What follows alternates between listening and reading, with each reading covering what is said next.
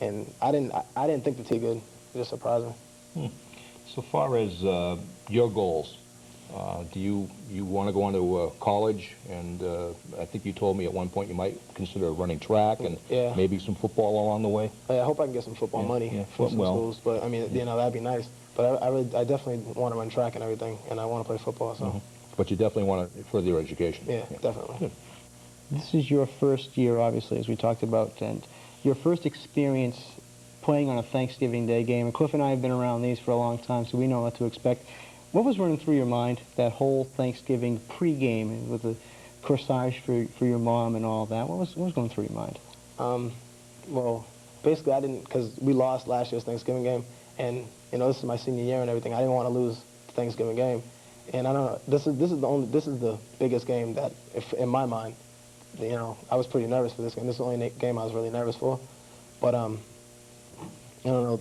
In pregame, I was just thinking we can't lose this game because senior year, and I don't really want Stoneham to say that even though they're going to the Super Bowl, we beat them, so we're #1. That's the biggest thing. Any feeling, have you had a sense yet of how your teammates are starting to feel getting geared up, so to speak, towards the Super Bowl? I mean, have you been able to kind of forget about Thanksgiving a little bit now? You had a chance to celebrate. Heck, you're on all the TV stations in Boston, right? But now it's like a week of work getting ready for that big game. Kind of give us, if you can, give us an idea of what you think the guys are thinking. I think everybody's really pumped up. I think people are confident, but we don't boast or anything. But I think deep down everybody knows that we have a really good chance to win the Super Bowl because, I mean, people have picked us to lose all year. And, we've been coming back and proving them wrong. And I think that's exactly what we're going to do in the Super Bowl.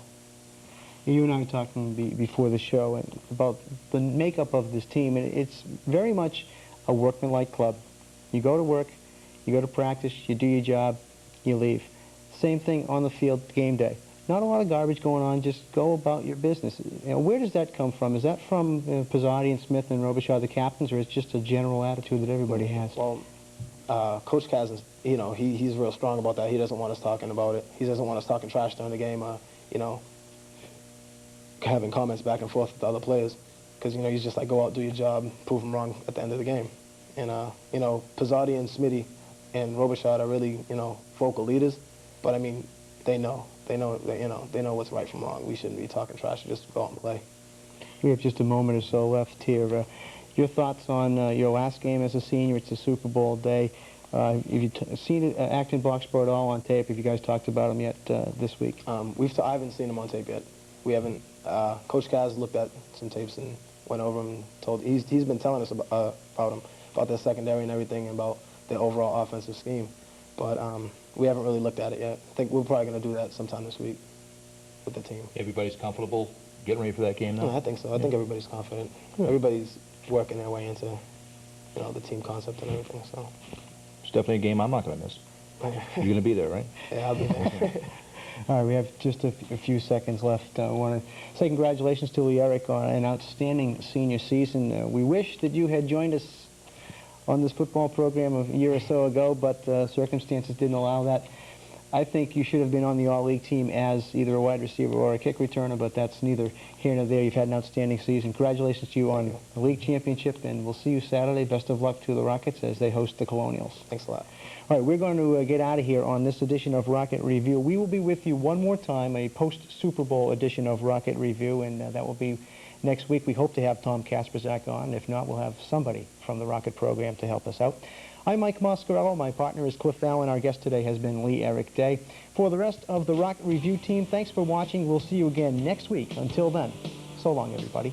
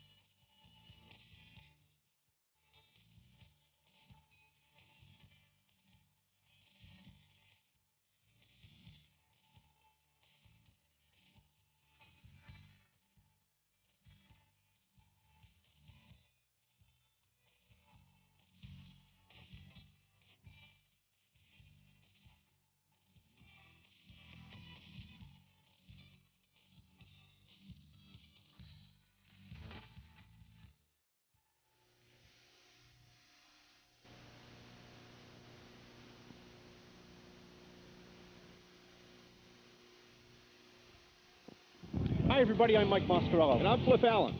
Watch the Reading Rockets and the Acton Boxboro Colonials, two undefeated teams in the 1995 Super Bowl. Right here on Channel 3, you're a source for local sports.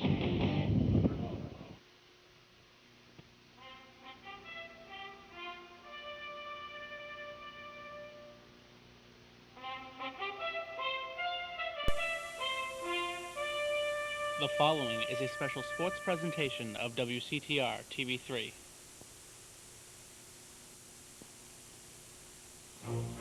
It was back in 1974 the Reading Rockets made their first ever Super Bowl appearance.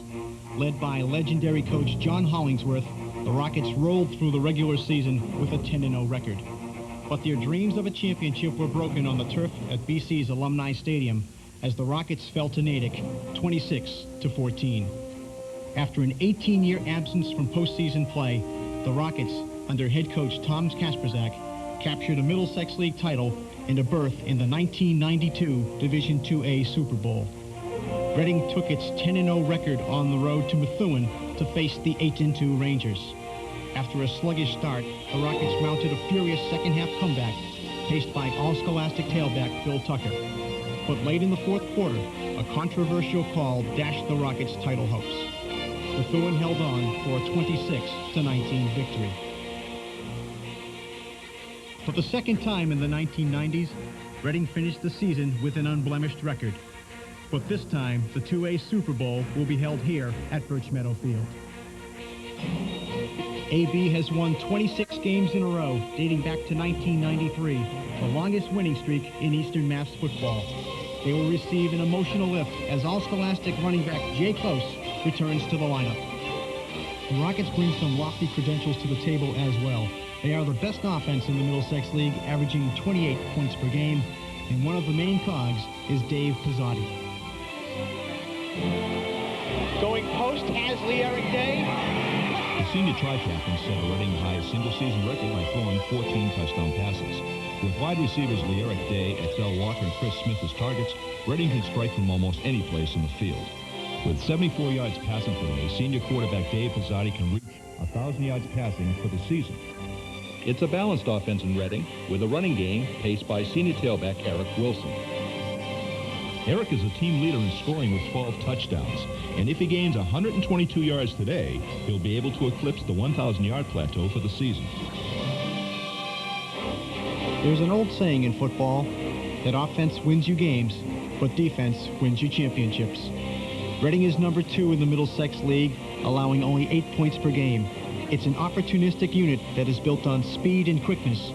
They have created 22 turnovers in 1995. Today, the Rockets vie for their first Super Bowl title. It's the Acton Boxboro Colonials against the Reading Rockets in the 1995 Division IIA Super Bowl. Next.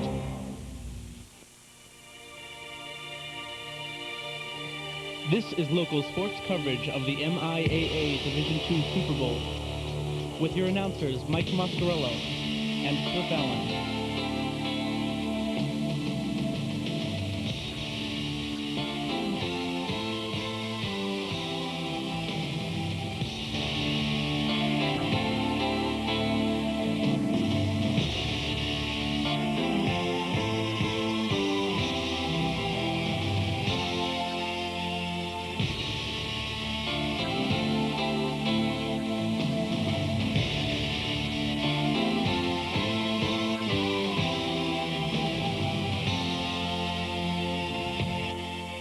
Welcome to Reading High School, everybody, where a crowd of 5,000 is expected to file into Birch Meadow Field to watch the 1995 Division IIA Super Bowl. Hi, everyone. I'm Mike Mascarello. My partner, as always, is Cliff Allen. We're very happy to have you with us as the Rockets and Colonials meet in what many people are considering the game of the day on this Super Bowl Saturday. It's bright, it's sunny, but very windy. The field is in good condition. Cliff, you had an opportunity yesterday to stop by and watch the ground crew at work. Yeah, a lot of parents, a lot of volunteers up here. It was a great cooperative effort. I was here for about an hour or so. I took my turn with a shovel, and I'll tell you, a lot of people did a lot of work, and the field really is in probably as good a shape as you could possibly hope for the first week in December. Footing will be a little treacherous. The field is a little slick, but much better than we thought. It's going to be a major concern, Cliff, for both of these coaches. Yeah, I would say so. I would think that the field condition and whether it's slippery or not is probably going to favor the offense. Simply because the offensive people know where the ball is going to go. They know their assignments. I think the defense is going to be at a big disadvantage with the condition of the field. Two great offenses, two great defenses, and two head coaches that know how to motivate. We'll be back with the 1995 2A Super Bowl. Please stay with us.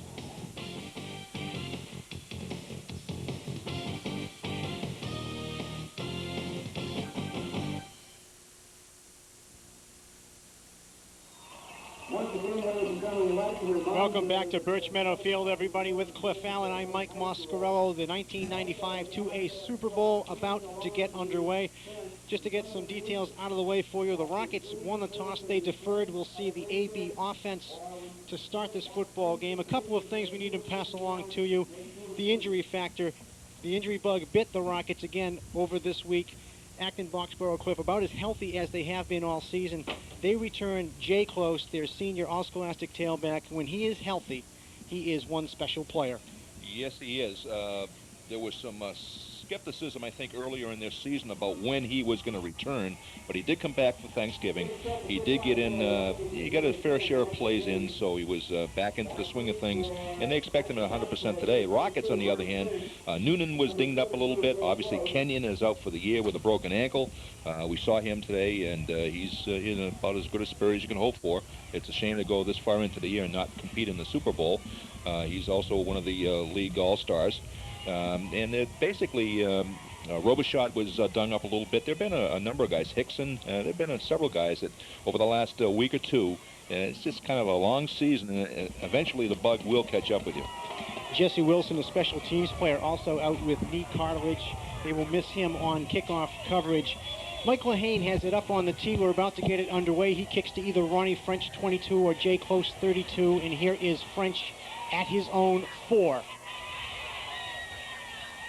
Over the 20, out to the 27-yard line, and that's where AB is going to pick it up, 1st and 10. Let's set the Rockets defense for you before we get started. Your right defensive end will be number 57. That is Tom Ensminger. Your right tackle is going to be number 75, Bill Robichaud. Matt Noonan, 55, moves to the nose tackle spot. Mark Thornton, 72, is your left tackle, and Mike Gillis, 83, is your left end. We'll give you the backs and the linebackers in just a moment. Here's Close on the first play. Taken down by Delson Grubbs right at the 30-yard line. Pickup of 3 on 1st down. Here's your inside backers. Delson Grubbs, 42, you just saw him. Charles Israel, 45, they're inside. Hickson and Pizzotti are the safeties. Walker and Lahane are your corners. AB has a pretty good sized offensive line, certainly equal to the size of Reading's offensive line. And it's going to be very important that the linebackers be freed up for Reading so they can make the plays. That's Jay Close in motion. Maver hands to Close with a big hole. Ball came loose, but I think Close got it back as he got out over the 40 to the 42-yard line, where Charles Israel and XL Walker combined on the stop. Let's talk about this Acton Boxboro offensive line. They're very big, especially on the right side, but let's take a look at the play. Again, you see in this wing T offense, you see the man in motion. That's Close. He gets the ball, cuts back over left guard and tackle, and almost broke it. He did have a little problem juggling the ball. From their own 41, 1st and 10. Keith Maver is your quarterback, number 11. Again, Close in motion. Here's French, stacked up at the line of scrimmage, and will squirt through to about the 43-yard line, where he's stacked up by Mike Lahane, among others, for the Rockets. This is a wing T offense, Cliff. We talked a little bit about it on Rocket Review, but there's a lot of misdirection plays, and it puts a lot of pressure on your inside backers. Well, what they're trying to do is that by putting people in motion, they're trying to get the defensive linemen as well as the linebackers and secondary to adjust on the fly. And then when they come back with a counter play like they did that time, they're trying to get you to go in the wrong direction. 2nd and 8. Mickey Jeanson, the fullback, who's had a very big year, slipped down at the 44-yard line, but Mike Lahane was right there anyway. They will bring up the first 3rd down situation for the Colonials. And let's take another look. Again, that offense. French carrying the ball, good initial contact, and the defense just grabs on and closes their arms and brings them in.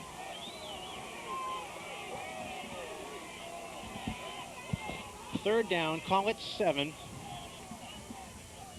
And now they'll switch into a wing to the near side. Steve Varney, number 35, is split on the far side. He matched up with Walker, and here is Close. Spins off one tackler, and Mike Gillis is right there to make the stop. Well, if the question about whether the Reading defense was going to be here to play, I'm here to tell you they're here to play a game today. Clearly, defensive line stayed home, played their positions, and the linebackers were able to come up and basically clean up the garbage, and they were able to finish off the play. Delson Grubbs made the penetration to make the play, and that will force the 4th down situation. Ball at the AB 45. Jay Close back in punt formation. He'll kick it to Lee Eric Day or Chris Smith, the 2 deep men for the Rockets. Make that Ronnie French the punter, and it will sit up at about the 38-yard line. Tough wind to punt into. One of the problems that Acton Boxboro have in this first quarter is they are working against the wind. Well, obviously that's one of the advantages that the Reading Rockets wanted to take advantage of in the first quarter, was they deferred in order to take the wind. So that I think obviously the other side of that argument is now the fact that Acton Boxboro is going to have to kick and throw into the wind. That's going to be a big disadvantage early on here in this first of 4 11-minute quarters. Here come the Rockets, their first possession. Dave Pizzotti is your quarterback, and they're going to go with Mike Lehane as the single setback in a double wing formation. From their 38.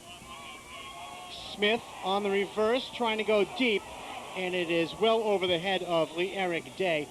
Jay Close, number 32, there on the coverage, and a little razzle-dazzle on the first play. Well, also on the play that time, too, was number 1 safety Adam Sullivan for AB.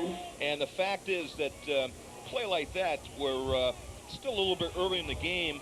It would seem like you might want to establish your running game first before you go to that play. That particular time, the defense really had it covered pretty well. Here's Wilson on the toss, looking for the corner. And he's going to be taken down by Mickey Jeanson, number 44. Got a flag down there. I think there was a little bit of motion maybe just before the ball was snapped. Hank Golick is our referee. He will give us the indication. It's a holding call against the Rockets. Mickey Jeanson, the left defensive end. Cliff, we talked about him offensively, but he is an outstanding defensive end. We saw them earlier this year against Newton South. He impressed us with an interception on a screen play and returned it for a touchdown. They've got a lot of good athletes in that team. They've got, it's predominantly a senior team, senior-driven team, and last year they also had a senior team, and I guess they weren't quite sure what to expect this year based upon the reports we've heard and read, but obviously they've got a streak going, and the team seems to be pretty fired up in defense, much the same way as the Rockets were on defense. It's a 3rd down and a 12 play. They declined the last penalty. Double wide formation. Pizzotti to throw. Down the middle was looking for Gillis, and it was too tall for the big tight end. And that will bring up a 4th and 12 situation for Reading. Looked like the ball took off on him just a little bit. It's early in the game. Adrenaline is flowing. You're still trying to get a feel for the game, and obviously the wind has a great deal to do with this. The advantage obviously is throwing with the wind, but you know, it's tough when you try to have some sort of a touch pass thrown. The wind's going to carry the ball for you. Jay Close, 32, Adam Sullivan, number 1, to return the Pizzotti punt, and it's a spinner. Here's Sullivan at his own 26, going to the far side, and will be dragged down by Tom Ensminger at the 42-yard line, and that's where the Colonials will have it 1st and 10. We did mention to you briefly that there's 11-minute quarters being played in the 2A Super Bowl. A change for Reading, not a change for Acton Boxboro. Any effect, really, Cliff, in an extra 4-minute game? I don't think so. I think at this point in the season, these guys are fired up to play the game, and here we have a duel today of left-footed punters. And ISO there on punter Dave Pizzotti, returned there by Sullivan, number 1. Pretty decent coverage by the Rockets. Here's Jay Close over the right side to the 47-yard line.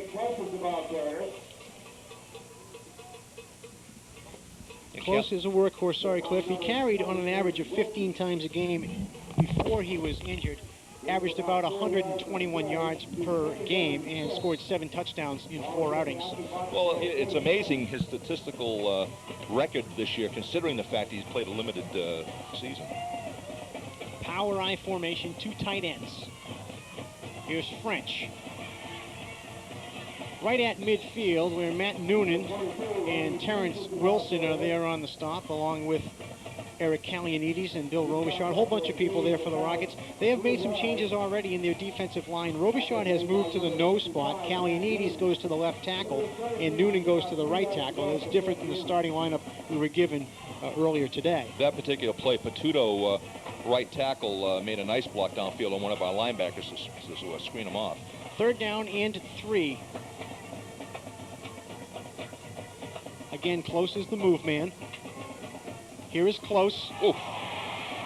Broke 1 tackle and will be very close, and given the spot that the official has here, he will get the 1st down. Charles Israel made first contact, hit Close hard, but Jay bounced off and picked up the 1st. One of those situations where, although there was great initial contact, let's take a look here, we'll see it. See the initial contact, and unfortunately he just wasn't able to wrap him up. He bounced off and was able to gain that 1st down on the 2nd effort. As you can see, we do have replay here today. We also have a 5-camera shoot working for you. 1st and 10 from the 48. Jeanson breaking tackles inside the 40 to the 39-yard line. Number 44, Mickey Jeanson is the ball carrier. Stopped by number 75, Joe Robichaud. Mickey Jeanson with 555 yards rushing on the season. Played tailback when Close was hurt and did a pretty solid job. Did a very, very good job. Again, the advantage of having a senior-laden team, people with experience, they have the opportunity, they step up.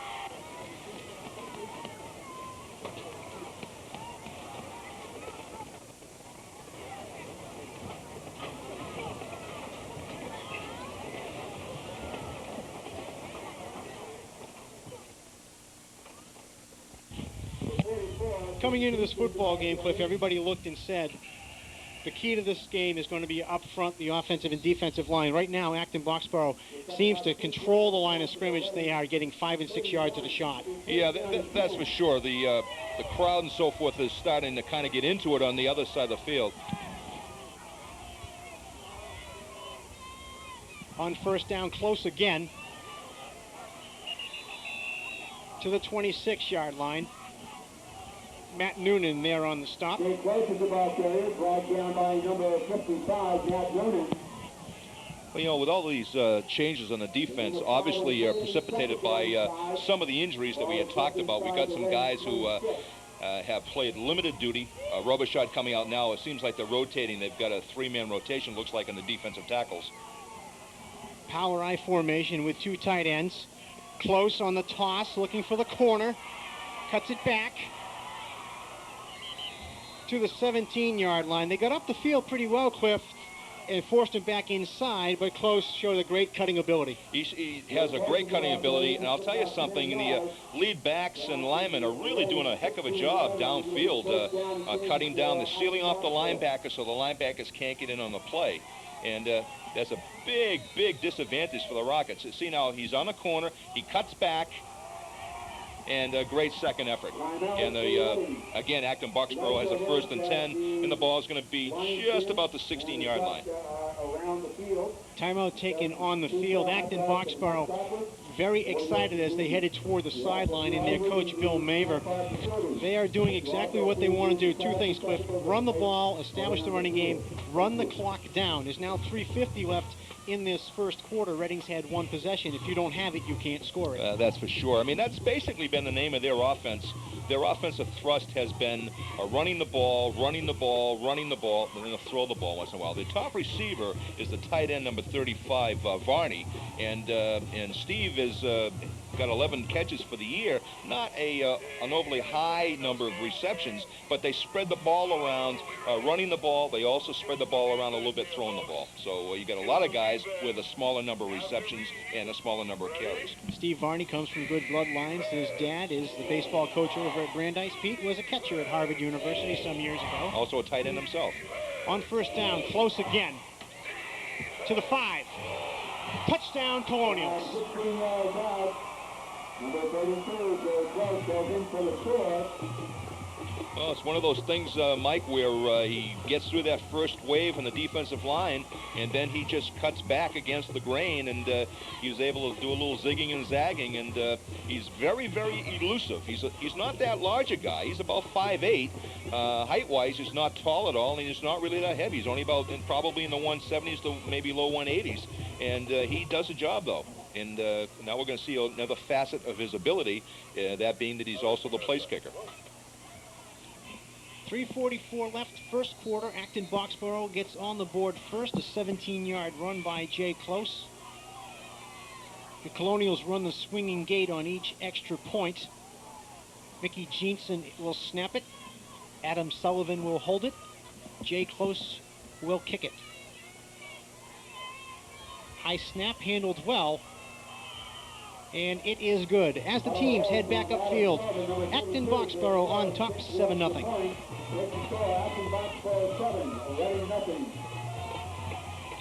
Situation now for the Rockets where they just have to kind of go along and do business as normal. They can't panic. They've been, yeah, here we go here now. He sees through the line, cuts back a little bit, basically right down the middle of the field. And we've got to, you know, Rockets are going to have to improve their tackling ability, and they've got to fight off those offensive blockers. And that's obviously that's a big advantage that Acton Boxboro has. Again, another attribute that Close has is that he's a rather accurate place kicker. Nice job by Adam Sullivan. Snap a little high, but Sullivan got it down in time for Close to knock it through. Coming up at the end of the first quarter, as we always do, we'll have the Reading Trophy and Shirt trivia question. We'll give you a number to call and a question to answer. And if you're the first person with the correct answer, we'll get you something from Reading Trophy and Shirt. We've had a very nice response to our trivia questions during the course of 1995. I think the crowd is still arriving, Mike. I'm just noticing that the field is literally people all around the fence that surrounds the track here at both ends of the field. Really something. Adam Sullivan will kick it off for Acton Boxboro. Lee Eric Day, Chris Smith wait for the Rockets at their own 16-yard line.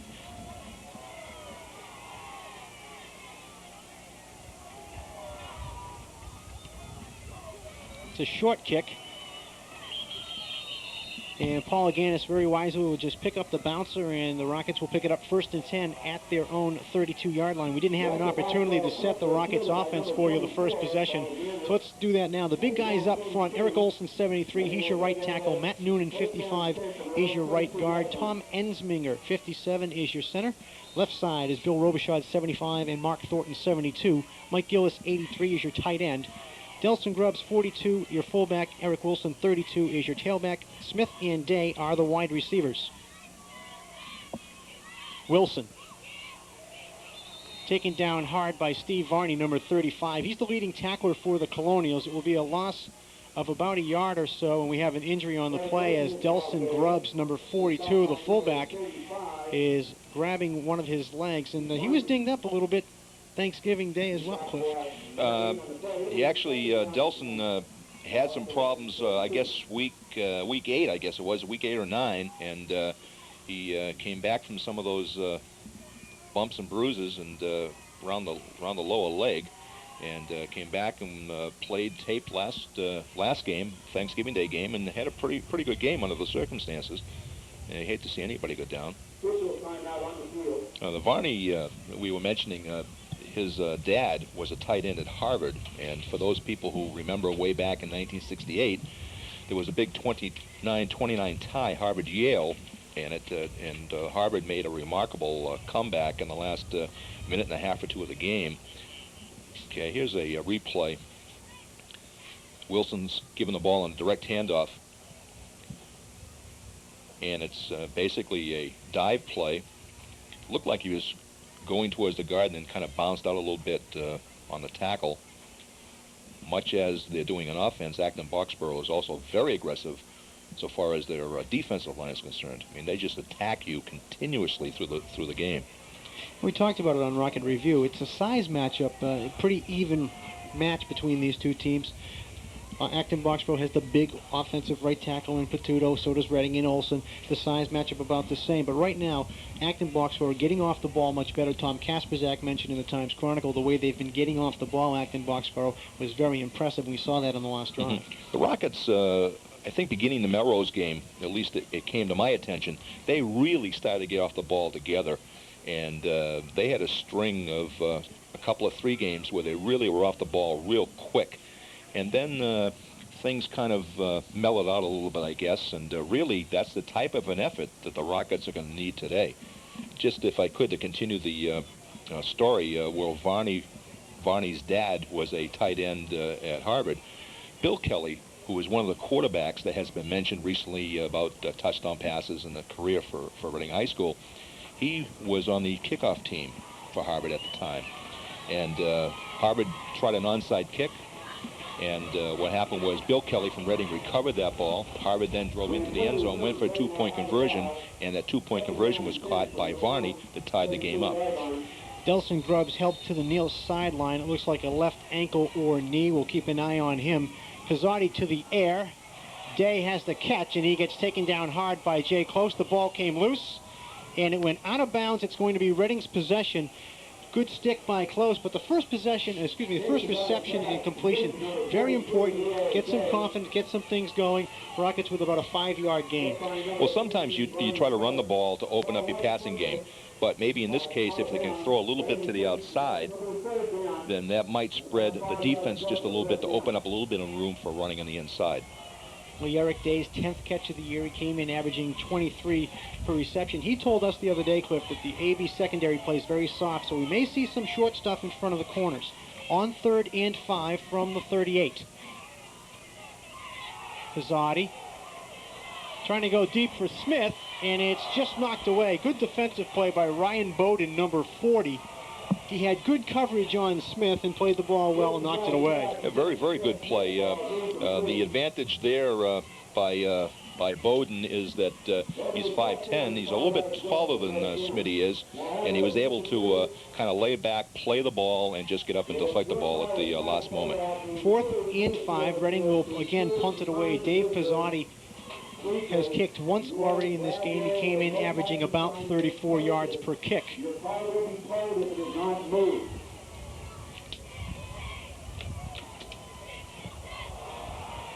Not a particularly good kick. Will take a sideways bounce and will be touched down by Joel Brissenden at the 45-yard line, and that's where the Colonials will have it 1st and 10 with 3:05 left in this first quarter.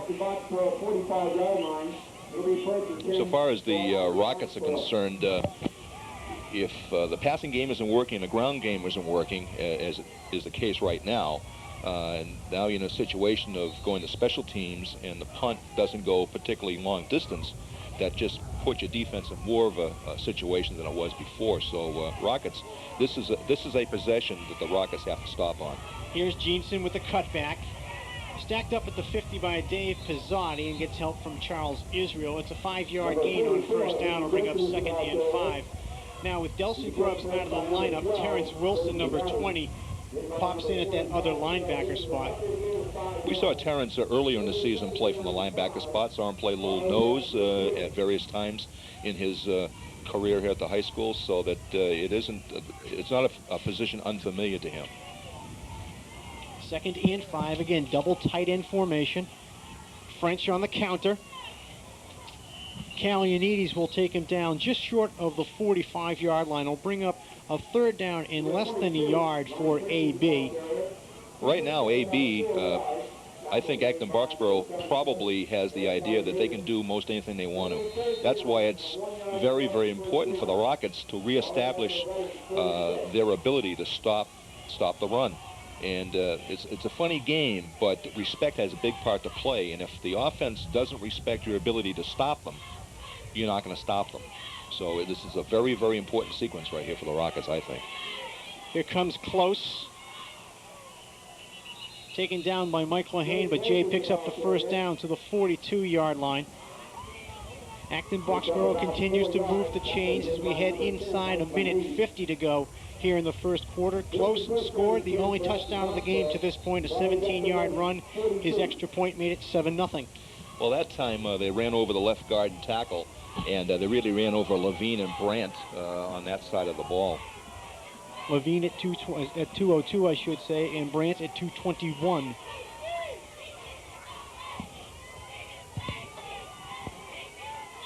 French, good hole right side. XL Walker there to make the stop along with Charles Israel.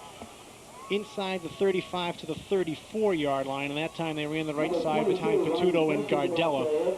Right now, the Rockets just are lacking that push up front. They're getting no push at all from the defensive line. And of course, when you don't push, let's take a look in this play and see if we can see that. Again, the wingman in motion, straight play, and it's just nobody there to make the tackle. Ryan Bowden bouncing off tacklers, still on his feet, and is taken down by Walker at the 25-yard line. They send a stable of backs at you. Backing up close is Jensen, Bowden, French, and Burlide. That will bring up a 1st and 10 for AB. You're right, Mike. They run about 5 or 6 different, it seems like 5 or 6, maybe 7 backs. And Bodine is only a junior. Here's Jensen looking for something outside. Pizzotti up to make the stop. At that time, AB not getting the push. Good job by the right side of the Rockets defense to get a stalemate. That's Matt Noonan and Tom Ensminger over there. Well, often a defensive line coach oftentimes will simply want you to create the stalemate. If you can hold the guy at the line of scrimmage, then that means, in effect, you're blocking a hole that the running back won't have open. So that, I mean, as I say, I can't overemphasize enough in this series, the Rockets have to hold them. Well, we're going to have to wait a minute or so to see what happens on this 2nd and 9 situation as the first quarter of the 1995 2A Super Bowl goes into the books. It has Acton Boxboro on top, 7-0, and you know what time it is, Mr. Allen. It's time for our Reading Trophy and Shirt. I'll tell you, this trivia question. Several parts of the game that I look forward to, and this is definitely one of them. The other is halftime when you get to go have a hot dog. Yeah. All right, 944-9602. That's the phone number to call if you want to join in on the fun. Give us your name, your phone number, and the answer to this question.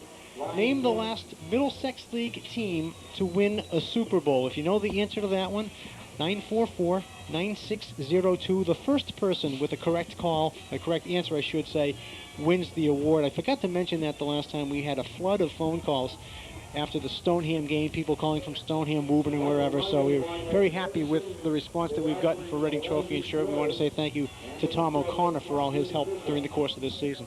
Well, with the audience in the other towns, maybe we ought to consider, like syndicating the show. What do you think? Huh? Pay-per-view. Pay-per-view? Absolutely. Channel 51 on Reading Cable. When we pick it back up, it'll be a 2nd and 9 for the Colonials. Reading getting their defensive unit back on the field. You'll see Charles Israel run through your shot in just a moment as we take a look at the Reading High School cheerleaders who have had an awful lot to cheer about this year and are a big part of the color and pageantry of this team. Close, pops through, 10, 5, touchdown. There is a flag on the play at about the 5-yard line, or maybe it's right by the goal line. It's just by the goal line, and this one may be coming back. We'll wait for Hank Golick, our referee, to give us an indication, and the Acton Boxboro huddle will give us an indication. They're walking back toward the 15-yard line or so, and it looks like this one's going to be a holding or clipping call. You mentioned the cheerleaders and their participation in the program. I want to say special thank you to the cheerleaders because, you know what I had waiting for me in the booth today when I came up here to do the game? I had a hat, a brand new Reading Rockets hat. I'll tell you something, it's great. I got it on right now.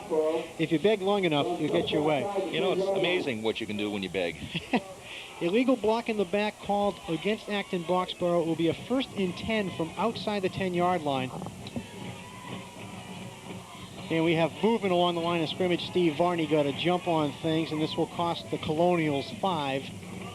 Well, right now the Colonials are hitting a speed bump here. The last two plays resulting in penalties, and the previous play, the penalty was a spot foul enforced from the point of infraction. Let's take a look. I mean, although there's a penalty in this play, look at close. He just somehow gets through there sideways, and then when he gets into the open field, boy, there's very, very difficult to bring that guy down. You may have seen right at the end of the run that block on the back on Chad Hickson, and that's where the penalty flag was thrown. Here's French on the counter. Stood up and taken down. Matt Noonan over there for the Rockets, along with XL Walker. Matt Noonan, second team all-leaguer as a defensive tackle, has had an outstanding year. They're asking him to do something today, Cliff, that he hasn't done all season, and that's play the nose spot. And that's a different world from playing D-tackle. Yeah, because as a nose tackle, nose guard, when you're over the center, you got to figure you're probably going to be doubled up. Let's take a look at the replay here now. Again, French, the ball carrier. The Rockets really made a good contact. Maver to throw, looking for Varney. On the run. Still on his feet and is bumped out of bounds. We'll see where they mark him out. Good coverage on Steve Varney, who is the main target for Maver, and they'll mark him out of bounds inside the 10 at about the 9-yard line. Yeah, Maver really has not got a particularly strong reputation as a runner. He actually has a minus yardage, but clearly that's a result of being back to pass and being rushed and sacked, I guess, along the way. But that time, he once he got to the corner, he put his head down and got to the sideline, and looked like he was going to get 5 or 6 or 7 yards. And about 8 yards to go for the first down. 3rd and 8. We have a timeout taken by the officials. There's a problem with the chains on the far side of the field. Sometimes what happens is a chain comes undone from the bottom of the stanchion, and that may have happened there. But good linesmen, they come prepared, and they usually have tape with them or paper clip or some way to help reattach that. That's what they're working on right now over on the far sideline. 10:08 to go in the first half. Acton Boxboro on top 7-0. It will be a 3rd and 8 when we get things going again. Just to update you on Delson Grubbs, he went down earlier with seemingly a knee injury, maybe an ankle. He is down here on the bench in front of us talking with the trainer, and it looks like that's where he is going to stay, Cliff. It does not look like he's going to get back into this football game. No, we're sorry to see that, and we can only hope that perhaps things may improve a little bit over the next few minutes. 3rd and 8. Close is the wing to the near side. Close on the counter. Taken down inside the 5-yard line. Dave Pizzotti and Mark Thornton are there on the stop. And let's see if this brings up a field goal attempt or if Coach Maver is going to try and knock one in here. It will be a timeout is what we'll have. 9:53 to go in the first half. Putting myself in Acton Boxboro's position for a second, you're deep in their territory. You really don't have anything to lose other than 3 points if you go for the touchdown and you don't make it. The big advantage is you've created an awful situation for the Rockets in field position. We talked about this during the Thanksgiving Day game when Al Laney on a 4th and 5 or 6 went for it. We both liked it because his defense wasn't stopping anybody at that time. And I think you're getting to the same point I am, Cliff. Even if you don't make the touchdown, now they can still make a first down inside the 1-yard line. You now set the Rockets up with 98 yards to go. They haven't been able to move the ball, and the wind is in the Rockets' face. If there's a punt situation, you're going to play in a short field again. Well, you have to remember the last punt the Rockets had with the wind wasn't particularly successful. So if I'm the Acton Boxboro coach, I remember that, and I want to put the Rockets in a potential position that they won't be able to deal with successfully. Rockets defense goes back to the field, as you saw them with Bill Drummey, who's done a tremendous job with this defensive unit. And he is working with a makeshift line. Again, Kenyon Davis, the nose tackle, is out for the year with a broken ankle. He's trying to fill the holes. And right now, the Rockets are deep in their own territory. It's a 4th and about 3 yards to go for the first down.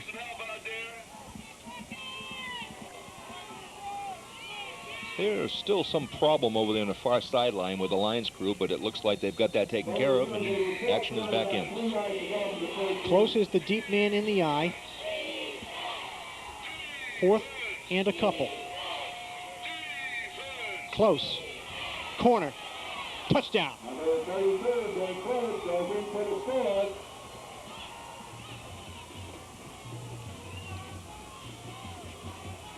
Well, the one thing the Rockets wanted to avoid, I'm sure, is to get down by more than a touchdown. They're in a rather precarious position at this point in the ball game. Still plenty of time left, but you just don't like to be down by more than a touchdown to any team, especially when you're in a Super Bowl. And not so much, Cliff, the score, but the way it's happening. It's not been particularly hard at this point for Acton Boxboro. They have moved the ball effectively each possession they have had it. Again, they run the swinging gate. Jay Close is on for the extra point.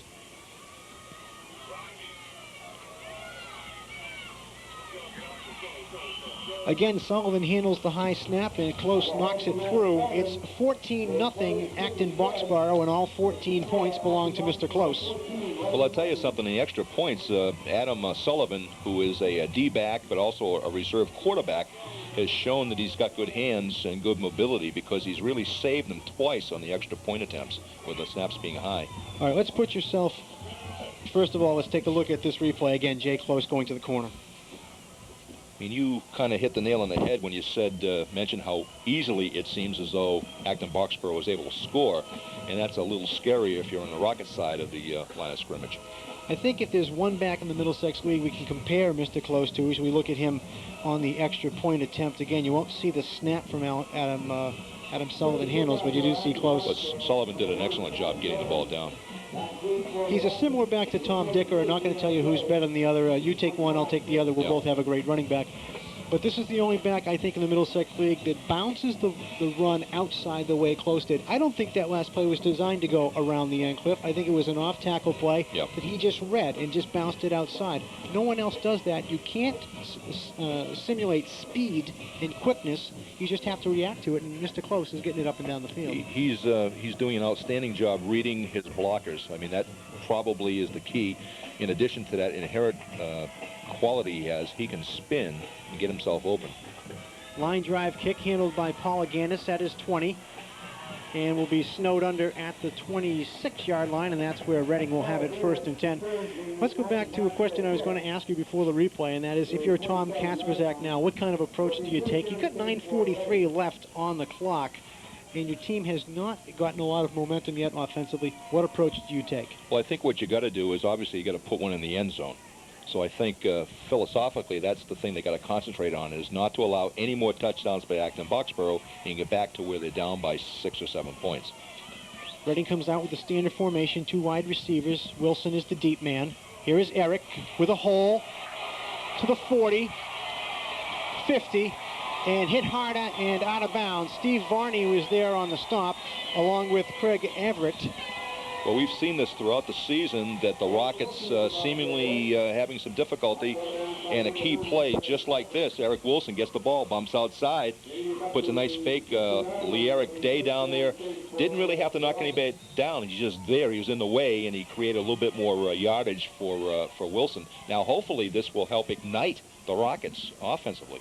Eric needs 122 today to go over the 1,000-yard mark. Dave Pizzotti, as we mentioned at the top, needs 74 to go over 1,000 yards passing. That's Mike Lehane in motion. Wilson. Dave Gardella, the nose tackle, right there to make the stop. Eric will lose about a yard on the play. Well, again, we've said this several times already, but Acton Boxboro just comes at you the entire game, and they're getting as much of a defensive rush from their linemen now as their offensive linemen, in many cases the same guys, are off the ball just as quickly on defense as they are on offense. So it's the offensive linemen for the Rockets have to get to their block, and they have to hold it. Loss of about a yard, 2nd down and 11. Double wing to the near side. Pizzotti comes underneath today, and it's incomplete.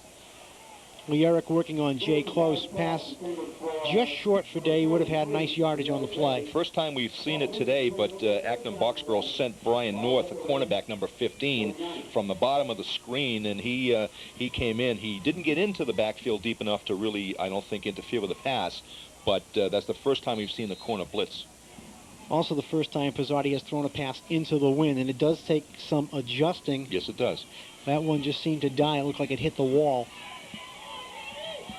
Again, double wing formation to the near side, and Tom Kasperzak will take a timeout. 8:55 left in the first half. Reading trails in this one 14-0. They have not been behind by 14 points all season. I believe 8 is the largest total that they have been behind by. That was against Stoneham on Thanksgiving Day. While we have a moment, should we ask another trivia question? I know you get excited about this. Well, okay. First one was name the last Middlesex League team to actually win a Super Bowl. This one is, in which years did the Rockets go undefeated in football? If you can name those for me, you can win something from Reading Trophy Insurance. Give us a call, 944-9602. No, We need your name. That's in the modern era, right? That's the modern era. Yes, that is before the ball was, after the ball was I'm sorry. pumped, not stuffed. That's right, yes. So 944-9602, that's the phone number to call. Leave us your name, leave us your number, and your answer. And if you're the first person with the correct answer, we'll get you something from Reading Trophy. Well, that's after the rule changed, so when the players came out to the sideline, they could go back in the game, right? People laugh, but that was the rule right. way back when. Okay. 3rd and 11. Day is split to the near side. Pizzotti down the middle. It's deflected, and finally it goes incomplete. A few people had a touch on it, and David, right as he was about to get rid of that pass, was hit by Dave Gardella, the nose guard. Great rush that time by Gardella, and that's going to be it's going to be a long day for David if the lineman can't pick up. Nothing fancy that time. Just looked as though they just put a rush on, and he came through seemingly clean. Pizzotti back for his 3rd punt on 4th and 11. Adam Sullivan is the deep man for AB. Tough into Coming the wind. to the near side, and it will be touched down by Brissenden at the 34-yard line, and that's where Acton Boxboro picks it up. They've had it twice, they've scored, excuse me, they've had it 3 times, they've scored twice. That time that David was punting the ball, obviously punting into the wind, I'm looking across, the flag on the flagpole at that end of the field is blowing towards David, towards the defensive side of the ball, and the flag is out straight. I can't imagine what the how many miles an hour that wind's blowing, but it's got to be over 20. From the 33, Maver on play action, looking deep, and it's going to be caught by North at the 41-yard line. First time they've gone play action on a first down situation, and Little Maver bootleg that time, and they just got the team rotated to the wide side of the field and came back to the short side. Let's take another look. Okay. See a little fake to the top of the screen. He comes back to the bottom of the screen, and North number 15 is wide open. Just inside the 40, AB has it with 8:22 to go. Jeanson broke one tackle at the line of scrimmage and will get inside the 35 to the 33. Cliff, we've seen several situations where the guys have been in situations to make tackles, but they just haven't wrapped up. No, it's late in the season, and people have got some dings and stuff. And let's face it, these two teams got here because they've got good squads and good talent. And this is probably the best team the Rockets have played during the course of the season, at least based on the statistics. 2nd and 5, Rockets show blitz. Jeanson up the gut. 20, 10, taken out at about the 2-yard line. XL Walker and Dave Pizzotti there on the stop. That's what happens when you have a fullback playing at tailback and vice versa. Jeanson able to break it outside, shows some pretty good speed. Very, very good speed, and very tough to bring down in the open field. It's going to be almost impossible to bring a guy with that size, and obviously he's got speed. Once he uses his quickness to get through the line of scrimmage. You take a look here. Take a look here. And there he goes. Once he gets to the outside, he starts running parallel to the sideline. 1st and goal from inside the 5 at about the 3. Close. Touchdown, AB.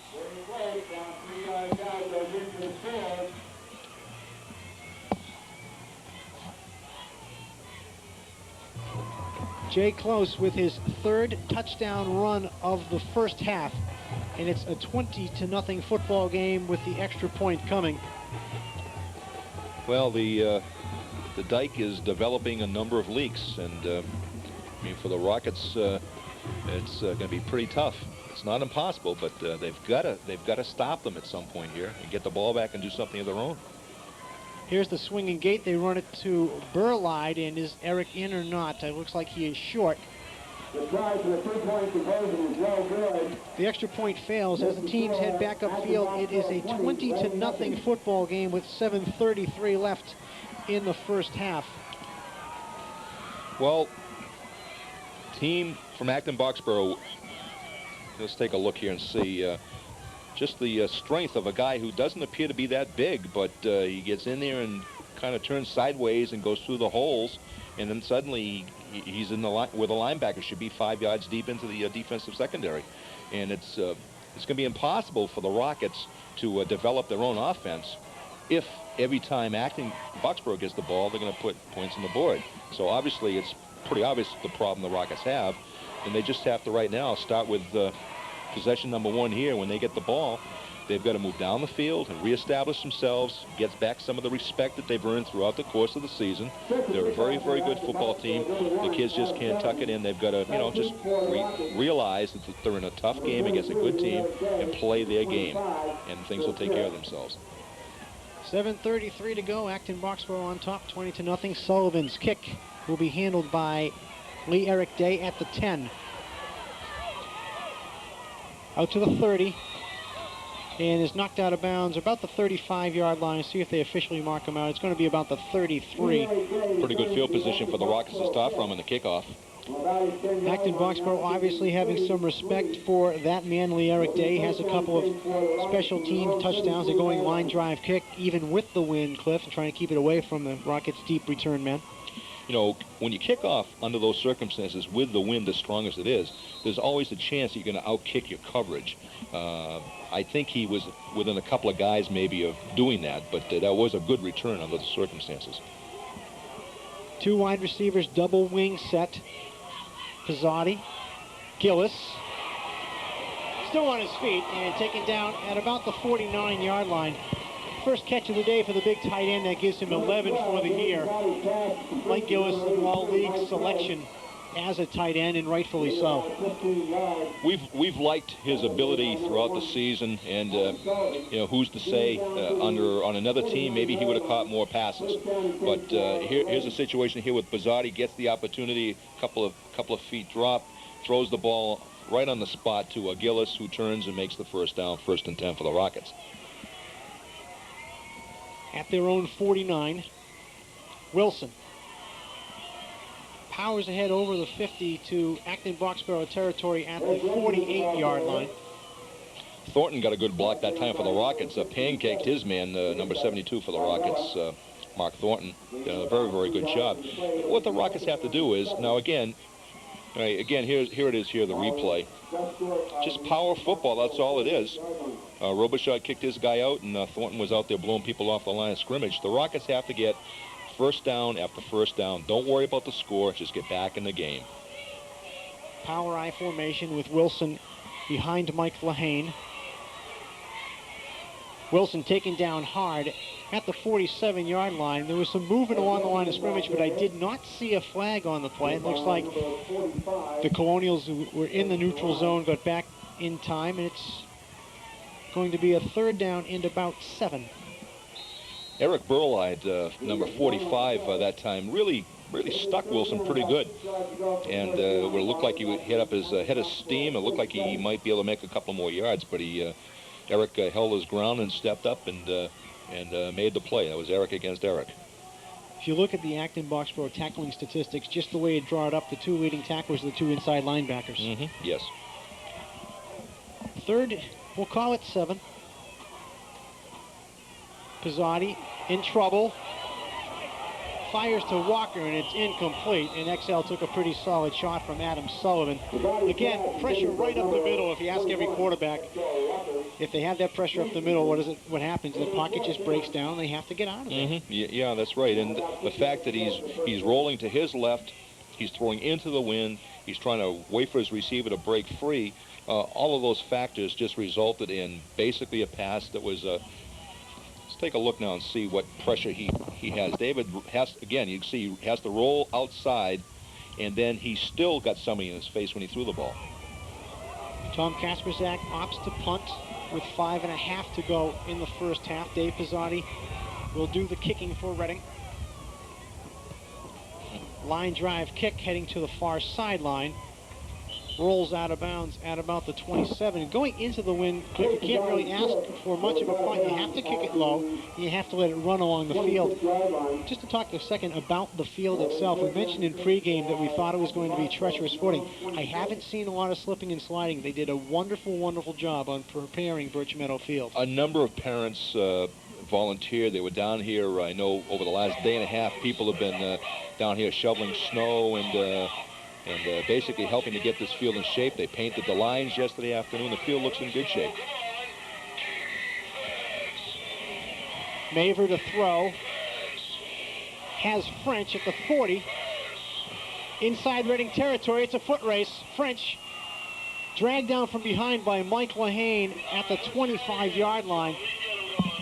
Ronnie French is a guy who doesn't get a lot of publicity for AB, but he's the leading rusher, and he makes things happen right there. Nice catch and run. Well, there's like a 7-yard pass, and he ends up making about 45 yards on the run, or whatever the total yardage might end up being. Let's take a look and see now. Top of the screen. There he is, top of the screen. And it's really part of the problem today has been the Rockets' inability to tie up and just bring down the ball carrier. Acton Boxboro back in control again offensively. Here's Close. Inside the 20 to the 16-yard line. Well, at this point in the ball game, the Rockets they're just getting run ragged by this wing T offense.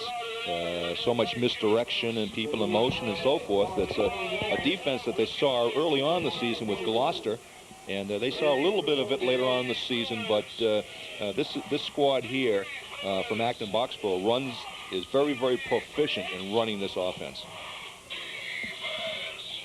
Second and a yard from the 15. Close again. To about the 10-yard line where he will have the first down with 4:15 to go here in the first half. Acton Boxboro on top 20-0, knocking on the door once again. This is a team that has won 26 in a row, the longest streak in Massachusetts, and I believe all that talk about this conference that they play in not being so good may be going by the boards, Cliff. Well, I guess the issue maybe we ought to focus a little bit more and raise the issue about the team, and the team is a good team no matter what league they play in.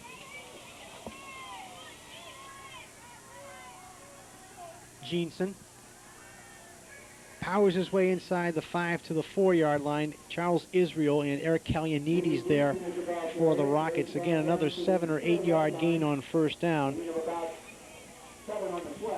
Looking at this game, it seems to me as though during the course of the regular season, this is what the Rockets did to a number of their opponents. And it's just amazing how it happens. You get late in the season and you come up against a team like this with this offense that you're not used to playing against. And they're just pounding the ball unmercifully right now. Jeanson hit by Eric Olson. No gain on the play. The big junior tackle able to make the penetration and make the stop. You know, it looks like you have a sense on defense you're able to stop them, but it seems only momentarily. And then they run the wing back in motion, and Close gets the ball and kind of weaves his way through a bevy of tacklers, for first down. So, again, we've said it. This is right now a necessary time for them to stop them. Third and about a yard or so. Close again is the move man. Toss to Close. Nice play by Lehane and Ensminger to come up and make the stop. It'll bring up a fourth down and see if they go field goal. But nice defense that time by the Rockets. Well, again, that particular type of a plays that the Rockets have played against all year long. Maybe in that case, let's take a look at it and see. I mean, this is really not much more than you got a couple of lead blockers out there from the backfield. I didn't even see a lineman down there. I think it's basically your end and your backs are going to lead out there and try to knock people outside, and then he probably would cut back in. But their Rockets really have been able to stop the wide stuff. It's the counter plays, inside handoffs that have been hurting him to this point in the game. Acton Boxboro has taken a timeout. It's a 4th down and about 4 yards. They can pick up a first down at about the 1 yard line. As you may hear Dave Bunton in the background trying to get the crowd enthused. It is a good-sized crowd, as we anticipated. About 5,000, I would think, Cliff. Roughly the same type of crowd that we saw for Wakefield. As you mentioned earlier, people standing around the fence in both end zones.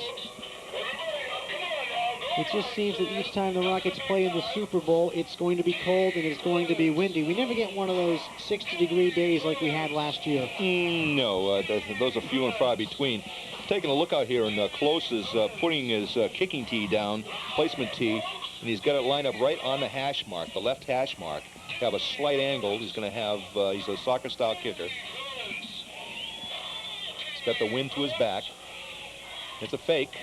Close on the roll, throws into the end zone. North, did he come up with it? Yes, he did, but there's a flag on the play, and we'll see if it's going to be an ineligible receiver downfield. Heck of a catch by Brian North, who got parallel and made the catch at the back of the end zone. Let's see if there is a flag on the play that's going to take this one away, and it will. Hank Golick tells us, ineligible guy downfield. I wasn't quite sure if maybe North hadn't stepped on the back boundary of the end zone also. That would have been a penalty to go out of bounds and come back in again if you're not knocked out. But ineligible downfield, a lot of stuff going on in that play. Lyman obviously are concerned about the people in front of them, and when you've got people who are supposed to run the ball and then he decides to throw it the last minute, there's always the chance that somebody's going to be downfield. It's a 5-yard step off. The ball is now just inside the 10, and Close has the tee down at the 16-yard line. It's a 26-yard attempt.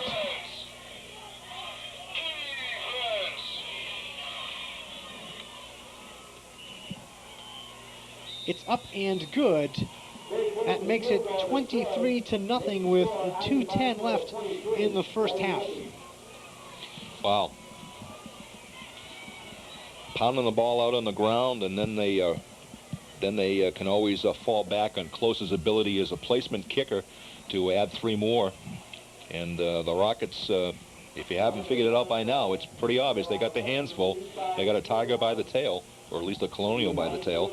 And we've been talking about those proverbial adjustments the coaches make at halftime. Well, there's going to be a whole bunch of things that they're going to have to talk over. But Rockets, if they could put one in and score at this point in the ball game, they could get the noses back into it. I mean, certainly giving up 3 is better than the way things have been going so far. So I think you'd have to look at that as an emotional stop for the Rockets to hold them to only 3 points, because they were moving the ball. Yeah, I think when they get to halftime, Cliff, Tom Kasperzak's adjustments are going to have to be more of the mental than the physical to start it. He's got to get his football team back believing in themselves.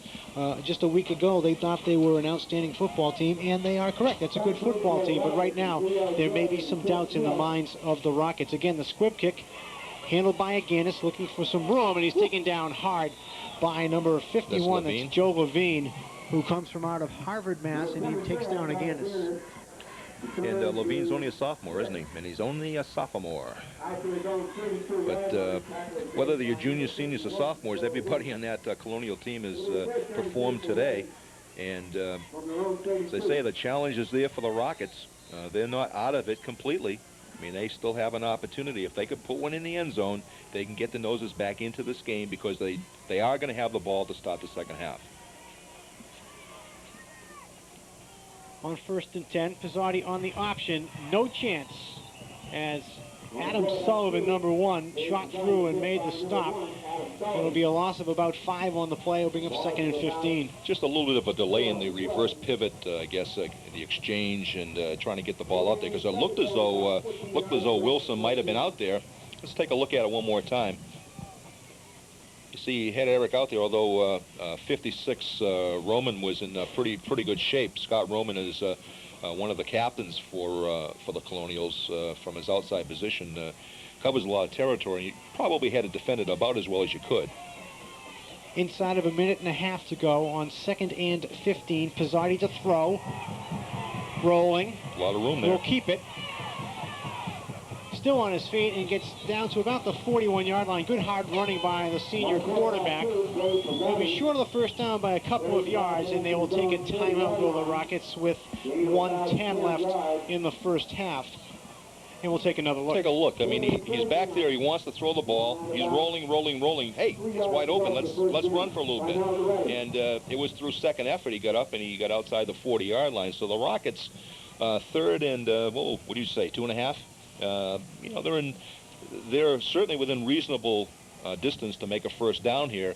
And really, that's all the Rockets can afford to worry about is first down, first down, first down. They make a few of those, they get the momentum back and stuff, and if they could, then they can worry about tucking it in the end zone. But you can't throw your hands up and say, oh my goodness, you know, boy, aren't they that good? You know, you still have a half of the game to play here. So you got to make up your mind that you want to get back into the game, as difficult as that might be, and as adverse as the circumstances might be with some of the injuries that have caught up with the Rockets. You know, it's a football game, and you know, sometimes you got circumstances that you just have to tough out, and I think the Rockets are in one of those predicaments right now. Timeout on the field was taken by Reading. Tom Kasperzak, surrounded by his offensive unit, a unit that scores 28 points per football game. Acton Boxboro's defense gives up about 7.5. On the other side, it's a 30-point score by Acton Boxboro and 8 points given up by the Rockets. When we get back to the action, it'll be third and a couple for Reading.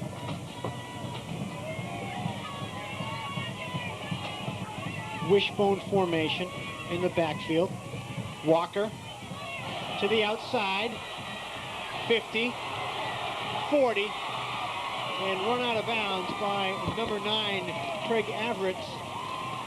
First carry of the day for the X-Man, and he showed some speed to the outside. Yeah, you know, all it takes is a couple of plays that the Rockets suddenly, maybe some plays that didn't work previously for some reason or another, if they could break a couple, they can get back in the ball game and just, in their own minds, kind of snap out of it a little bit. Let's take a look at the play here. The one thing you're going to see, you may see Hickson. Well, Hickson was out there, and he kind of screened off his guy, tried to get a block, but did slip. From the 36-yard line, Pizzotti steps up, fires, and it's incomplete. Under duress, somebody may have gotten their arm on his hand as he brought the ball forward. Yeah, from the way that ball came out of there, it looked like somebody may have got a piece of it. Chris Smith was the intended receiver, and he was open. But again, Cliff, Acton Boxboro coming after Pizzotti. They were here for the Wakefield game. They saw the way the Warriors came after Pizzotti. Acton Boxboro seems to be doing it more with the basic 3 down linemen and a couple more linebackers. Well, if you're a defensive coordinator and a head coach, you love it if you can do the same stuff that Wakefield did, but do it only involving your D linemen, because then you can drop off your backers and you can keep your outside people outside where they belong. 2nd and 10. Pizzotti stumbled coming away from center. Now he'll run it. Still on his feet at the 20. Trying to get to the sideline. Great effort by Dave Pizzotti. Not only to get there, Cliff, but to have the presence of mind to know I got to get out of bounds. And it was just a great effort to get there. Heck of a play by the big quarterback. XL did a nice job downfield, too, with a block. Let's take a look here and see if we can see that. Looked like the center and the quarterback got the feet tangled up, but David recovered. See XL down there, did a nice job. Ran Roman right off the ball, and it allowed Pizzotti to get in a position where, with 2nd, 3rd, and 4th effort, was able to get out of bounds to stop the clock. 47 seconds left. The ball is at the AB 19, Reading's deepest penetration of the day. Wilson. Not much there. Number 61, Michael McDonald, on the stop as he fought off a block, and the Reading Rockets will take a timeout with 41 seconds left here in the first half. They trail at 23-0, and quite honestly, they need a score right here. Yeah.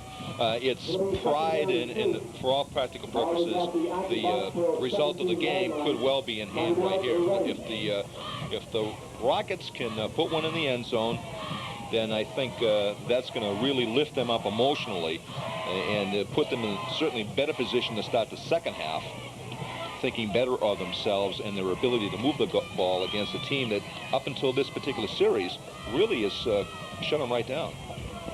A lot of similarities between this Super Bowl and the '92 Super Bowl, with Reading getting behind early in that one as well as here. But late in the first half, against Methuen, Tucker was able to knock one in, and then coming out in the second half, Reading was able to gain some momentum. So if you're a Rocket fan, you think back to those days, you hope you can parallel something here where Reading can knock one in late in the half and then come out in the second half and get some things done as well. Well, in addition to being a physical game, it's obviously people who have listened to the telecasts know our perception is it's also a much of an emotional / mental game. You got to think good about yourself, and this is going to be a big help to the Rockets if they can get one in the end zone. Reading comes with the spread formation. That's Walker in motion. Smith on the slip screen. Trying to get a block to the 5. Cut. Touchdown, Rockets. Big play right here. Big play. 19 yards. Thereabouts. Officially, according to Ted Bryson, it goes in as a 17-yard touchdown pass from Pizzotti to Smith, and I believe it was a forward pass and not a lateral, so it goes as a touchdown pass for Pizzotti, his 15th of the season. Each time he throws one, he breaks his own record. But far beyond that, as we just mentioned, mentally, that has got to go an awful long way for the Rockets. You know, it's a shame to think that there's only 34 seconds left in the first half before you score your first points. But with the game going the way it had been going, that was such an... we can't overestimate how important that touchdown was for the Rockets. It's just going to make them feel so much better about themselves at halftime. Now they can talk about getting back in the ball game. They'll go for 2. Again, spread formation. Lehane is the move man. They go to Gillis, and they try the jump ball over the top. Pizzotti wants an interference call, but I thought it was just good positioning by the defense. The PAT is no good. Looked like Pizzotti maybe thought Gillis was going to make the outside break, and he had a guy right in his face at the line of scrimmage. So I'm not quite sure how much further into the end zone he could have gotten. Let's take a look and see here. Pizzotti in the drop. Well, this is the touchdown play now. You see Smitty gets the ball.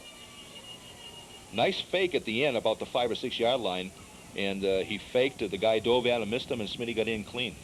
Again, good blocking by the other wide receivers. XL Walker out there to throw a block to get Chris Smith into the end zone. His 4th reception of the year. He had 3 back against Winchester, the game that Reading won 28-0.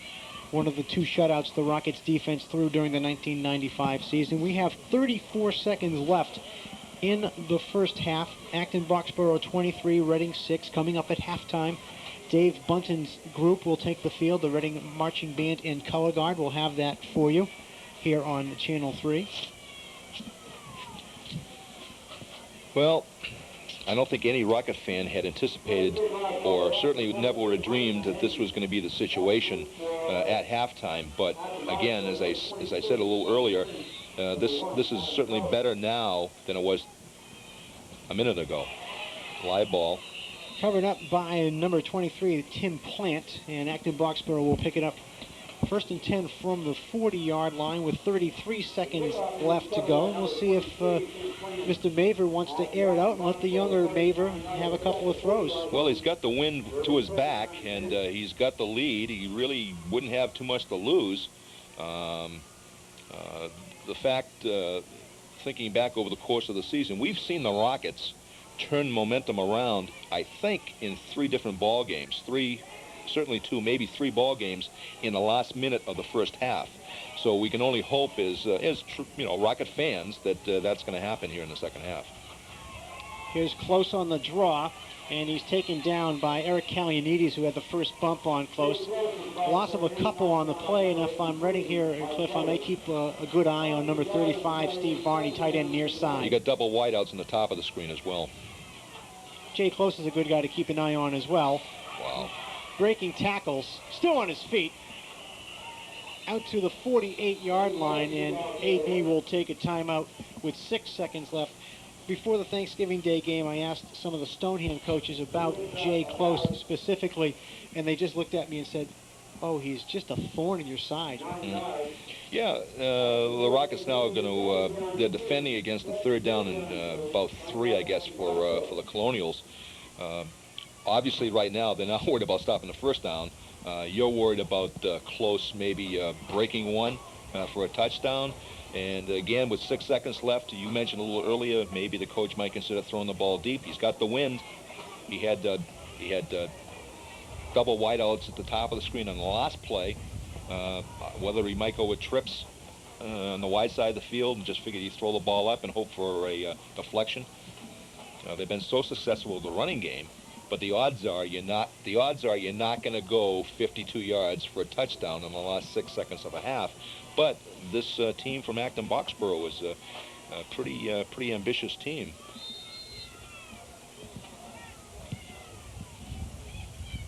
You get a look at the Rockets' defensive line. Acton Boxboro breaks the huddle. They are in a third and a couple. 6 seconds left, as Cliff just mentioned. Now Close will reset. Varney looking gadget. It's a pop-up. Run it back. Handled by Walker, and he's going to have to return it for a touchdown, and no time left on the clock. XL taken down on the near sideline, and that's going to do it in the first half of play. So that's a tight end around throw. And I didn't quite see whether or not he got hit when he threw the ball. And it was like a pop-up in the baseball game. It was anybody's catch.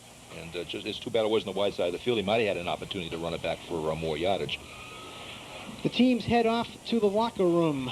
It's 23-6, Acton Boxboro on top of the Rockets here in the 1995 Division IIA Super Bowl. We're going to show you the Reading High School Marching Band in color guard. And when they are done, we'll be back with the second half of action. Please stay with us here on Channel 3, your source for local sports.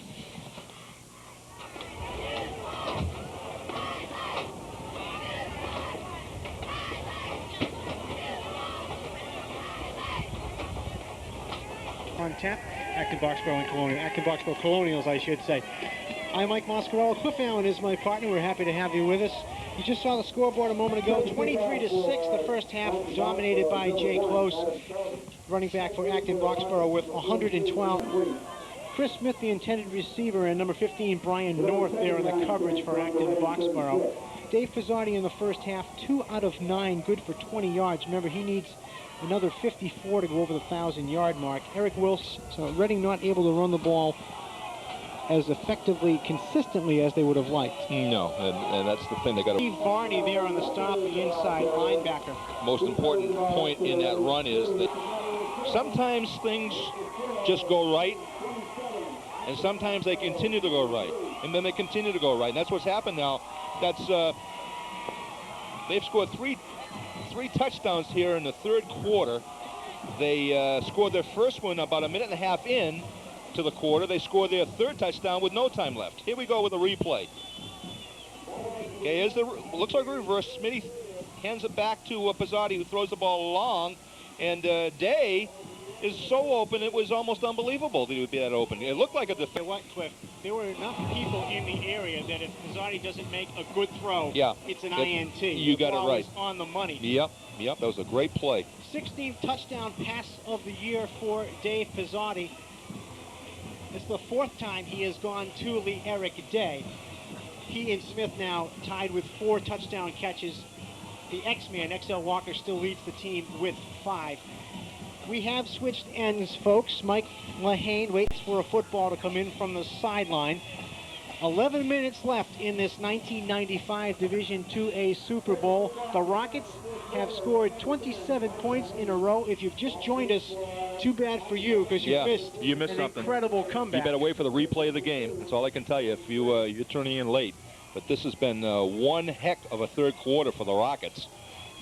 And now the task for them is to see if they can take advantage of gaining momentum here and try to keep the Colonials deeper in their own territory. Lahane to kick. Into the wind. Close at the 20. Struggles out over the 35 to the 36-yard line, where TJ in this fourth quarter is get the ball to the best player I have as much as possible. So Jay Close has got to have the ball in his hands virtually every play. I would think that if you keep an eye on 32, the odds are you're going to find the ball. He is the deep man in the eye right now. And the Rockets have him wrapped up. Oh, my goodness. Tom Ensminger, who we've called a few different times today, there at the top of the pile. Matt Noonan at the bottom, number 55. And in the second half, this defensive line has taken control of the line of scrimmage, as has the O-line for the team in red. Now, the Rockets did a very, very good job that time of bottling him up on the inside. But what you have to remember, however, is with that particular formation they run, they got people in motion. You know, there's always the possibility he's going to... Nice job of stringing it out. Ensminger and Hickson combined this time. Quick close by Chad Hickson. Nice job. Hickson, an all-league performer at strong safety. Well, we had heard that he might have a little bit of a nick there, but he didn't show any signs at all of any leg problems whatsoever in that play. Is he in? No signal yet. He is short at about the 1. Fourth down, and like, you know, we questioned several other times in the game. Looks like the Rockets have 4. If you don't score, as long as you don't fumble the ball, if you don't score, they're going to take the ball, and they're going to have to go like 99.5 yards to get in the end zone. Now, that's a big hurdle for them to overcome in order to get in the end zone. Rockets, Mike Lahane to kick it off. You probably want to keep it away from 32 if you can. That ball bounces Close, crazy. bobbles it, now comes up with it. Still on his feet. Oof. And goes down to about the 39-yard line. He's a tough man to bring down when he gets it in his mind. He runs bigger than 175 pounds. You never really get a good shot at him, Cliff. He gives you a shoulder, he gives you a leg, angles his body so you don't really have a flush shot. No, watching some of the collisions he was involved in just now in that return, he had people bouncing off of him. And with the program lists him at 170. He's got to have a 5-pound weight in each leg if he's 170. Well, important stop here for the Rockets. Double wideouts to the top of the screen. Split backs. Close is on the near side. Maver to throw. He'll come to Close. Keep him in bounds if you can. At least And tackle him. Terrence Wilson knocks him out of bounds right near the 50-yard line. First time today they've gone underneath to Jay Close. There was absolutely no coverage there at all on him, whether it was a blown coverage. Obviously, it must have been a blown coverage. Let's take a look and see. See how wide open he actually is here. I mean, there is nobody. Well, there were 2 guys closing, linebacker and a D-back closing.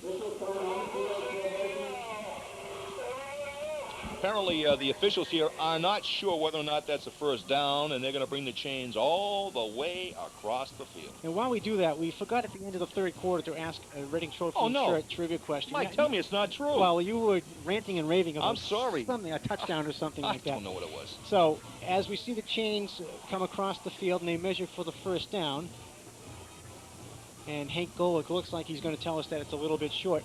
The number to call, 944-9602. If you know the answer to this trivia question, name the last team to defeat the Reading Rockets. If you know the answer to that one, give us a call, 944-9602. Leave us your name, leave us your number, and leave us your answer. If you're the first person with a correct answer, we'll get back with you and we'll let you know what you've won. Now, the Rockets have a home winning streak of...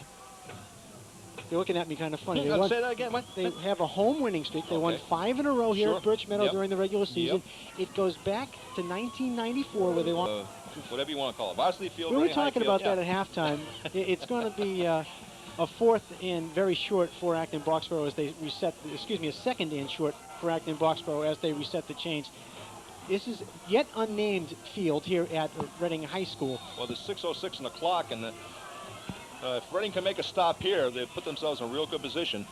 Maver's pass is batted down. Great rush. Eric Calianides, the big sophomore tackle, got a paw in there. Oh, my goodness. Interesting call. Obviously, Bill Maver thinking has French, and Ronnie French can't hold on. Wanted to run before he had the ball secured. That was the problem. Now, Cliff, we talk about these two football teams offensively, and everyone says, oh, Reading is a pass-oriented team, and they have scored via the pass, but we know that they are a run-oriented football team, and everyone says Acton Boxboro, all they do is run. But if you look at the numbers, Acton Boxboro has thrown as many times as Reading has during the course of this season. They haven't thrown for as much yardage. It's more of the short type of passes instead of down the field. But they can throw the football. People just don't realize it. Yep. And remember, they do have the windward there. Maver back, under pressure, fires, and it's incomplete. Calianides, Noonan, and Olsen surrounded Maver, and XL Walker had Jay Close covered pretty well. Well, I haven't even got my glasses on, and I could see a hold by one of the offensive linemen there. Calianides had a pretty good rush going there, in addition to a couple of other guys. And when you see a player going towards a quarterback, and all of a sudden the back of his shirt pops out, you know somebody's got a hold of his shirt. And it went undetected that time. There's a lot going on in the backfield, so sometimes those things get missed, and you can't complain about it. It's just part of the game. But they did a good job of putting the rush on. It definitely hurried the quarterback's throw. 4th and 5 with 5:14 left in this football game. Got to get outside. Close looking for the first down. Taken down by Mike Lehane. Let's see where they mark him. It looks like he's going to have enough for the first down, but it will be very close. Well, as we've all learned watching games, placement of the ball is so important. That I thought he got it, so if he hadn't been given the first down, it would have been highway robbery as far as I'm concerned. So it was a good effort in his part. And let's face it, the Colonials are in the midst here of a 26-yard. All right, Close, you can see, runs right. He knows where he's got to go, and he runs right to that area. Maver back to throw.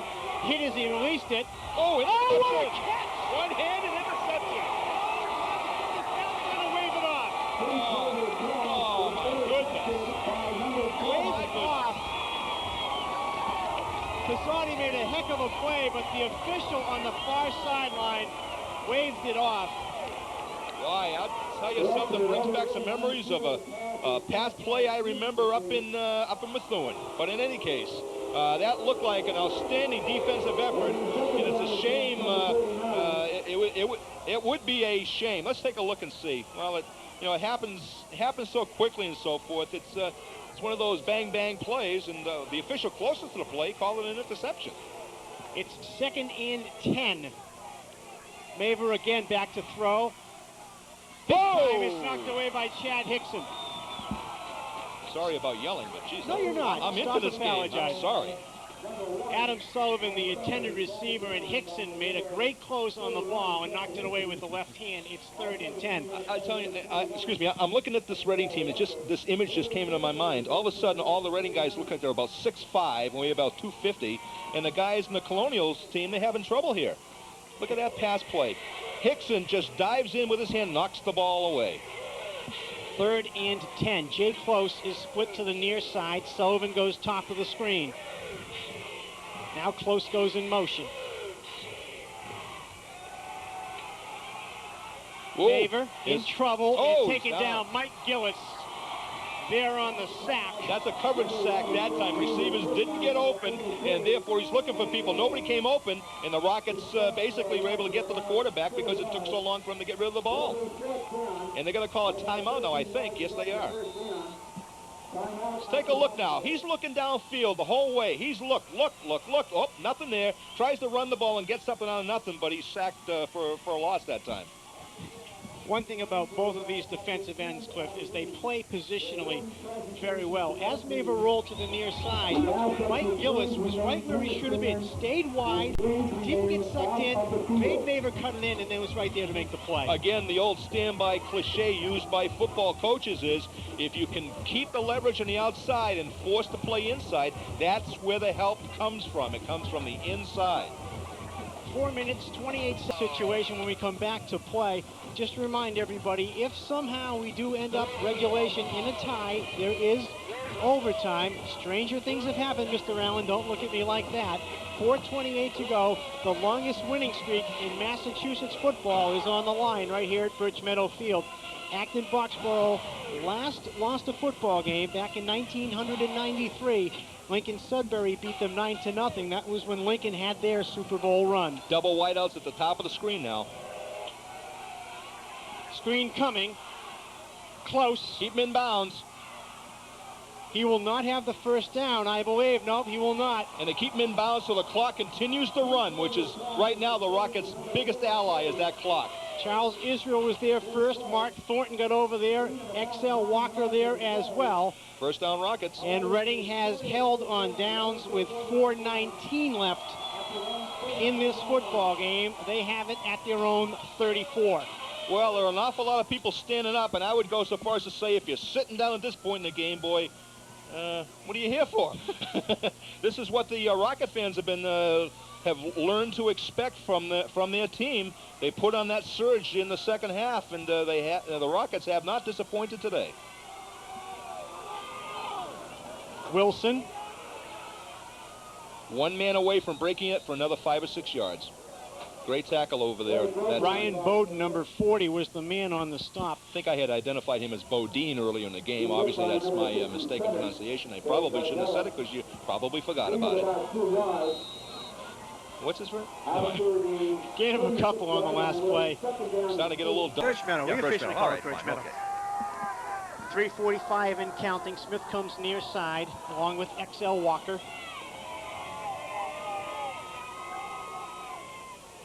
Couple of first downs is really all the Rockets need right now. Mike Mahane, Mr. Do Everything in a Quiet Kind of Way there on the carry. He stepped in at the fullback spot when Delson Grubbs went down with the knee. He stepped in at cornerback, stepped in at linebacker. Let's take a look at this end zone shot. Ground level, there's Lahane getting the tough yardage. Very, very tough yardage in there, but Junior is able to tuck that ball in and just run and keep his legs moving. Big situation here. 3rd and 3. Hickson is the wing near side. Here's Walker with a lot of room. Oh, nice blocking. Nice 50. blocking. And out of bounds at the 40-yard line. Basically pass blocks in front of his man, and he can't get through Smith to get to XL and make the tackle. From the 41, 2:58 left. Reading with a 10-point lead.